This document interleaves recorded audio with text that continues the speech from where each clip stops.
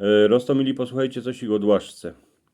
Dzisio w każdej chałupie je dłaszka, ale wiecie, kiejsi hańdowni, dłaszka była eny w kuchyni, a w izbie, a w sieni, a baj w gonku była ziem. We starucnych chałupach dłaszkę robili tesorze z dębowych, lebo z bukowych desek, co się na nich prawiło deliny. Kiej pod chałupą była piwnica, to dłaszkę się dawało na betondekę, ale jak i nie było, to się pod dłaszkę dawało szlakę. Ale deliny za jakiś czas trzeba było targać, a wymieniać, bo zaczęły gnić.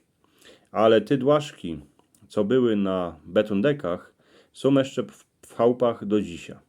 Kiejsi się dłaszki nie sztrajchowało żadnymi lakierami ani chemią, a poradziły wydzierżeć kupa roków. Po tym nie skorzy się ich szmyrało szmyrglem, a malowało, co by się świeciły. Hańdowni się też nie dawało żadnych tepichów na dłaszkę, bo były fez drogi. Gdzie po tym na deliny się dawało chrube tepichy, bo się prawiło, że czym chrubszy ten tepich, tym lepszy, bo stał kupa grejcarów. Ale dłaszka to było gorcosik, po czym się drepsiło, tuż pamiętała każdy krok, każdy butek, a każdą szłapę, co ona na nią wlazła.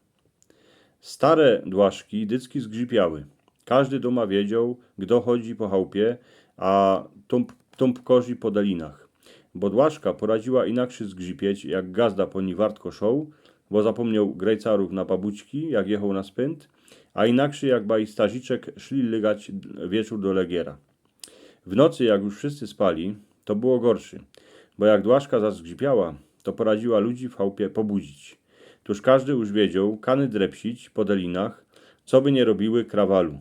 Wiecie, to była kapkę sranda, bo wiele razy było tak, że trzeba było izbę obejść dookoła, co by dłaszka była po cichu.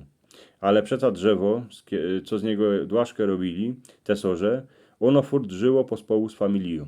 Ten dąb, lebo Bóg, z których zrobili deliny, się odzywał dycki, jak dłaszka zazgrzypiała, a wspominocie, kany się wam najlepszy doma bawulkało? No przeca, że na dłaszce. Tam chłopcy rajzowali autkami, a dziołuszki uczyły laliczki, jako się drepsi. Po dłaszce my się uczyli chodzić, najprzód po piesku, a potem już nas mama lebo foter kludzili. A kany się najlepszy leżało? Tuż przeca, że na dłaszce. Gory jak se oto człowiek poobiadwał, legnął se na delinach, podziwał się na powół, a w ten czas se poradził oto poukładać cały dzień, aż do wieczora. A na starych delinach się fajnacko leżało, a jak kogo bolało w krzyżu, to mu drzewo snoci poradziło chnet tą boleść wyciągnąć. No ale dłaszka musiała być dycki wypucowano. Roz za tydzień się drżyło deliny kartaczym, a porę razy za dzień się ją zamiatało śmiatokiem, a kiejsi a i mietłą. Po tym nie skorzy, deliny się pucowało handrą, co się ją moczało w ciepłej wodzie z pruszkiem do prania. Jak się handrę dało na smiatok, to dłaszkę szło wypucować ganz wartko. Hańdowni w sieni, lebo w gunku, nie było dłaszek, ale była ziem.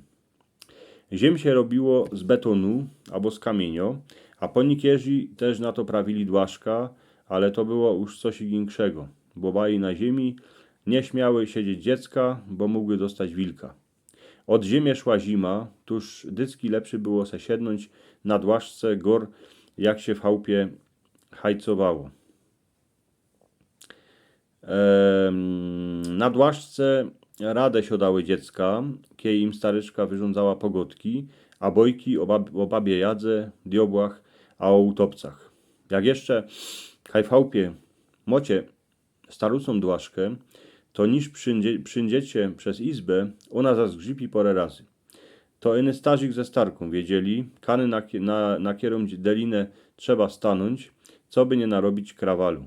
Lepszy se na starucą dłaszkę legnąć, a podziwać się na powół.